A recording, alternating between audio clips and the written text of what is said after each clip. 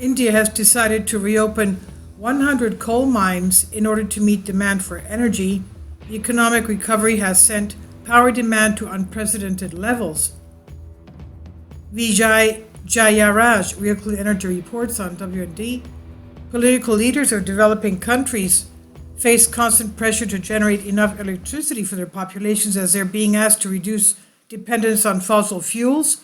In a bold, rebellious move, India has ordered reopening more than 100 dormant coal mines to meet skyrocketing domestic power demand. The action is just one of many measures that the country has taken to ensure a seamless supply of coal to power plants that generate more than 70% of the electricity consumed by the subcontinent's industries and its 1.3 billion people.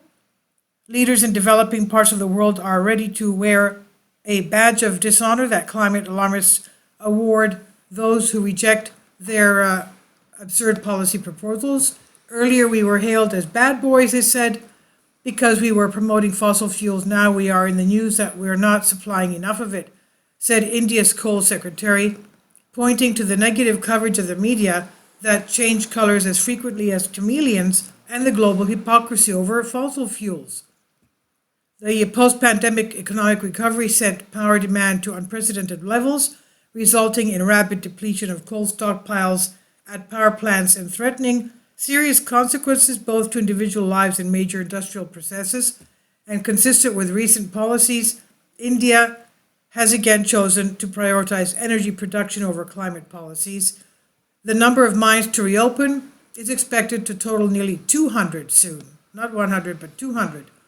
In fact, the government is going as far as to remove mandatory technical requirements for the immediate operation of these mines. Coal Ministry said, with the mine developer and operator model already existing, companies bidding for shut mines need not be technically qualified to do the mining work, and the same could be outsourced on payment of a fee. In addition, the government has ordered the removal of environmental regulations that are needed before currently operating coal mines can increase production. In a memo, the government asked operating mines to increase production as much as 40%. Forget international climate strictures. The country is dispensing with local environmental regulations in order to meet energy demands of the country. Desperate times require desperate measures, we suppose. There are talks of providing loans to increase domestic coal production. Business Standard reported that leading mining companies, including Adani Enterprises, Vedanta, and Essel Mining, have informed the coal ministry that they will be keen to add sizable chunks of investment to expand coal production. It means they'll need more bank financing, marking a reversal of the climate change program, and the government is keen to walk the extra mile to make this happen. The federal government also ensured the new funding mechanism we put in place for its thermal plants to procure more imported coal from countries like Indonesia. And not to forget, the country's railways have already suspended many commercial passenger trains to free up the tracks for coal freights. The measures are just the beginning of dominance by fossil fuels as the energy source in the country that will have the world's highest rate of growth in electricity demand over the next 2 decades. Last November, the Indian Prime Minister called out the colonial mindset of Western political leaders when it came to energy freedom in developing parts of the world. Those in charge of India's power generation embraced the bad boy tag to ensure that 1.3 billion people have affordable and reliable power.